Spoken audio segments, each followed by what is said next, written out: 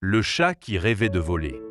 Dans une ville animée, au milieu de gratte-ciel scintillants et de rues bordées de cafés, vivait un chat nommé Gustave. Contrairement à ses congénères qui aimaient grimper aux arbres ou se rouler au soleil, Gustave passait des heures à observer les avions qui décoraient le ciel au-dessus de la ville. Il vivait dans un petit appartement avec Julie, une jeune femme qui était pilote d'essai pour une compagnie aéronautique locale. Chaque soir, elle racontait ses journées à tester de nouveaux avions et Gustave écoutait avec fascination. Depuis son perchoir près de la fenêtre, Gustave rêvait d'être dans un cockpit, entouré de cadrans, avec le bruit des moteurs à hélice ou à réaction dans ses oreilles. Il voulait ressentir la sensation de glisser dans les airs, comme ces oiseaux qu'il voyait décrire de gracieuses courbes. Mais Gustave était un chat, et tout le monde sait que les chats ne pilotent pas d'avion. Un jour, Julie ramena à la maison un vieux manuel d'aviation. Elle le laissa sur la table basse et sortit travailler. Curieux, Gustave grimpa sur la table et poussa doucement le livre pour l'ouvrir avec sa patte. Les pages étaient remplies de schémas et d'explications techniques.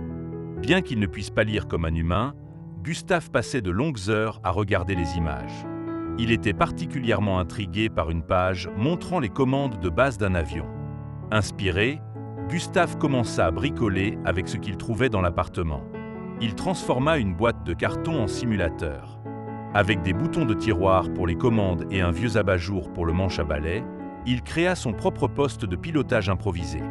Tous les jours, quand Julie était au travail, il pilotait dans son monde imaginaire, rêvant de parcourir le ciel. Un matin, alors qu'il était installé sur le rebord de la fenêtre, Gustave remarqua une camionnette garée devant l'immeuble.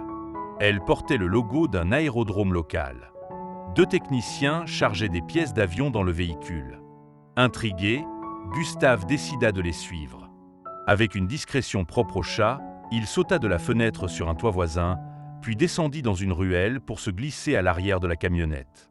Le véhicule traversa la ville et arriva finalement à un petit aérodrome situé en bordure de la métropole.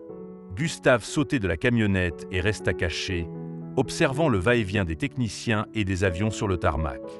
Là, il vit pour la première fois un véritable cockpit de près lorsque des techniciens laissèrent une échelle accéder à l'intérieur d'un appareil. Avec prudence, il grimpa et s'assit dans le siège du pilote. Les commandes étaient bien plus complexes que celles de son simulateur maison, mais cela ne le découragea pas.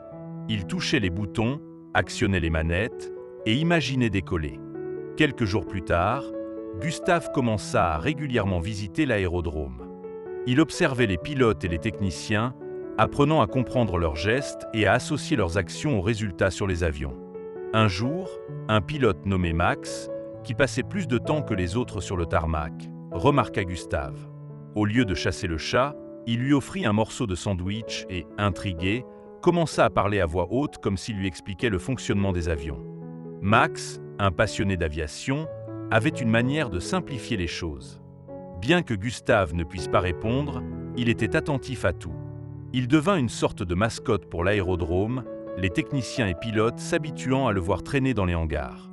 Un après-midi, alors que l'aérodrome était calme, un petit incident se produisit. Un technicien avait laissé le frein d'un petit avion désactivé. Une bourrasque de vent fit glisser l'appareil sur le tarmac. Gustave, qui était près de l'avion, sauta à l'intérieur par instinct pour arrêter la situation. En appuyant accidentellement sur certaines commandes, il enclencha le moteur. L'avion, lentement, commença à rouler sur la piste. Les techniciens, surpris, se mirent à courir, mais Gustave était concentré.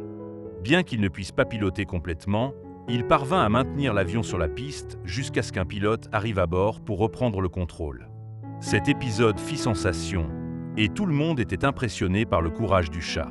À partir de ce jour, Gustave devint officiellement la mascotte de l'aérodrome. Mais son rêve de piloter un jour ne s'éteignit pas.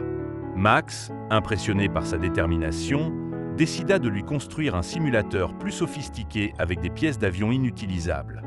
Gustave passait des heures à voler dans ce simulateur, perfectionnant ses gestes et apprenant les étapes d'un vol réaliste.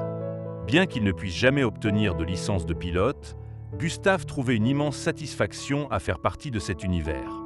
Il participait indirectement à chaque vol en réconfortant les pilotes stressés et en étant une présence apaisante sur le tarmac. Les années passèrent, et Gustave resta une figure emblématique de l'aérodrome. Il vécut de nombreuses aventures, des rencontres avec des équipages du monde entier au moment passé à admirer les avions dans le ciel.